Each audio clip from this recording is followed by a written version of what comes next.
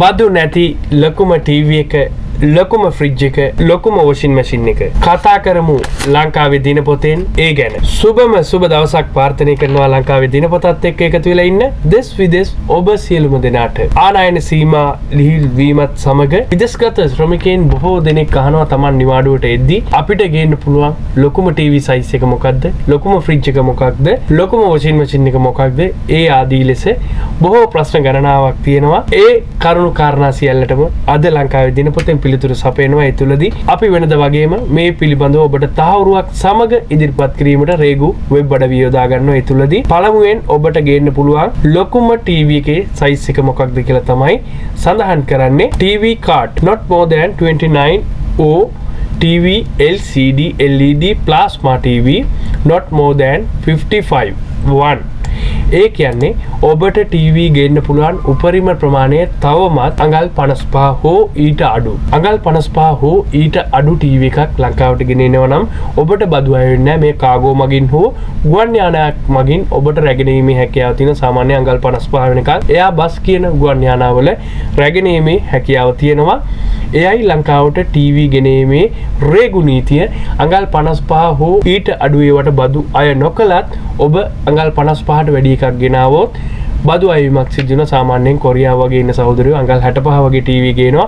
ඔවුන්ට රුපියල් 25000 40000 අතර ඒ ගේන ටීවී මාදිලියේ ඊතර වටිනාකම සහ ලංකාව තුල ගණනය කිරීමක් කළා රේගුව තුලින් අගය කිරීමක් කළා. ඒ මත බදු අගයේ සුළු වෙනස් වීමක් වෙනවා. නමුත් රුපියල් 25000 40000 මට්ටමේ තමයි බොහෝ දෙනෙක්ගේ අයවීම වෙලා තිබුණේ. මාදිලි අංකය කියලා සඳහන් කරේ ඔබ ඊතරදී අරන් එද්දී LG Samsung ආදී ලෙස විවිධ මාදිලි අංක තියෙනවා. ඉතින් ඒ ටීවී වලත් ඊතර මිල ගණන් එක හා සමාන නැහැ. ඒ තුලදී ඒ ටීවී වල අගය වෙනස් වෙනවා. එම නිසා තමයි ලංකාව තුලදීත් බදු අගය වෙනස් වීමකට ලක් වෙන්නේ. ඊළඟට අපි කතා කරමු වොෂින් මැෂින් කොහොමද කියලා. වොෂින් මැෂින් ඔබට ගේන්න පුළුවන් කිලෝ 10 හෝ ඊට අඩු එකක්.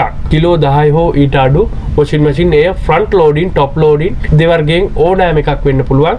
ඔබ දන්නවා ෆ්‍රන්ට් ලෝඩින් කියන්නේ අල්මාරියක් කරන විදිහට ඇරලා රෙදි දාන එක. টপ ලෝඩින් කියන්නේ වොෂින් මැෂින් එකේ උඩින් රෙදි ඇතුළත් කරලා දිහෝදන්න භාවිතා කරන ක්‍රමවේදය.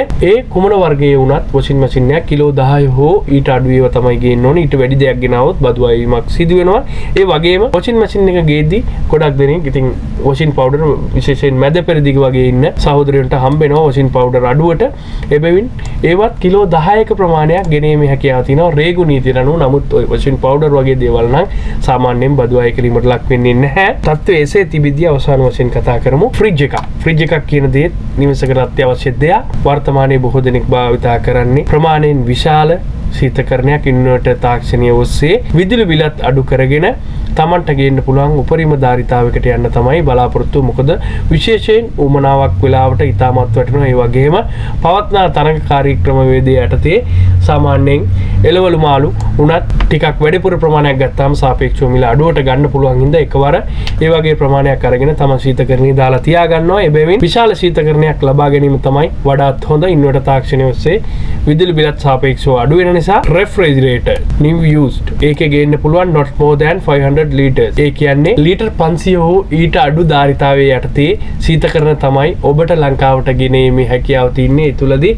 දොර 1 දොර 2 හෝ අල්මාරියක් අරින ආකාරයට සයිඩ් බයි සයිඩ් කියන ශීතකරණයක් වුණත් කිසිම ගැටලුවක් තොරව ඔබට ලංකාවට ගේන්න පුළුවන්. හැබැයි ගෙනීමේ ධාරිතාවය ලීටර් 500 හෝ ඊට අඩු ධාරිතාවය යුක්ත වෙන්න ඕනේ. නැත්නම් බදු අය කිරීමක් වෙනවා. තත්ත්වය එසේ තිබියදී ඔබ ලීටර් 500ට වැඩි ශීතකරණයක් රැගෙන ආවොත් අනිවාර්යෙන් බදු අය කිරීමකට ලක් වෙනවා. එයයි ශීතකරණ ලංකාවට ගෙනීමේ තත්ත්වය. අද ලංකාවේ දිනපොතෙන් ඔබ දැනුවත් කරා විදේශගත ඔබට ගේන්න පුළුවන් ලොකුම ටීවී එක, ලොකුම ෆ්‍රිජ් එක සහ ලොකුම රෙදි සෝදන යන්ත්‍රයේ පිළිබඳව සම්පූර්ණ වාර්තාවක්. ඒ තුලදී මේ දේ නොදන්න ඔබේ යාළුවට ෂෙයා කරන්න. ඒ වගේම ලංකාවේ දිනපොතත් එක්ක හැමදාම ඉන්නේ. වගේම ඔබට පැන නගින ගැටලු කතා කරන්න අපේ විදේශගත සොයුරු එකතු වුණ තැන ලංකාවේ දිනපොත WhatsApp සමූහයක් තියෙනවා. එයට ඔබට එකතු වෙන්න පුළුවන්. මේ තිරයේ දිස්වන අංකය 075 32 52 72 5 කියන අංකයට ඔබ කෙටි පණිවිඩයක් එවන්න. ඔබව ඒ WhatsApp සමූහයට අපිට එකතු කරන්න පුළුවන්. එයයි තත්ත්වය. හෙට දිනේ කියලා තමයි බලාපොරොත්තු වෙන්නේ. අදට සමුගන්නම්. ඔබට ජය.